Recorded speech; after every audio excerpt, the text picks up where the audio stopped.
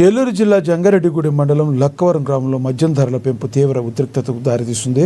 ప్రభుత్వం నిర్ణయించిన ఎంఆర్పీ ధర కంటే అదనంగా వసూలు చేస్తున్నారని ఆరోపిస్తూ మద్యం బాబులు వైన్ షాప్ ముందు ఆందోళనకు దిగారు. బాటిళ్లపై స్టిక్కర్లు వేసి అధిక ధరలకు విక్రయిస్తున్నారని వారు మండిపడుతున్నారు. ముఖ్యంగా రాయల్ స్టాగ్ వంటి బ్రాండ్లపై ప్రభుత్వం 10 రూపాయలు పెంచితే వైన్ షాప్ యజమానులు మరో 10 రూపాయలు అదనంగా కలిసి విక్రయిస్తున్నారని స్థానికులు ఆరోపిస్తున్నారు. రంగంలోకి దిగిన ఎక్సైజ్ శాఖ అధికారులు ఆందోళనకారులను సముదాయించే ప్రయత్నం చేశారు. నిబంధనలకు విరుద్ధంగా అధిక ధరలు విక్రయిస్తే కఠిన చర్యలు తీసుకుంటామని హామీ ఇవ్వడంతో పరిస్థితి కొంత సద్దుమణిగింది.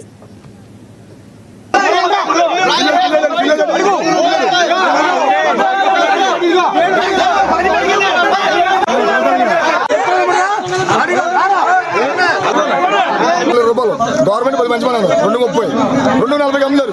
240 పోయి ఈ స్టిక్కర్ వేసి ఈ స్టిక్కర్ వేసి 250 రూపాయలకి అమ్ముతారు. ఏంటిది? లక్కవరంలో దళారీ షాప్ చీప్ తయారు చేస్తున్నారు. చీప్ని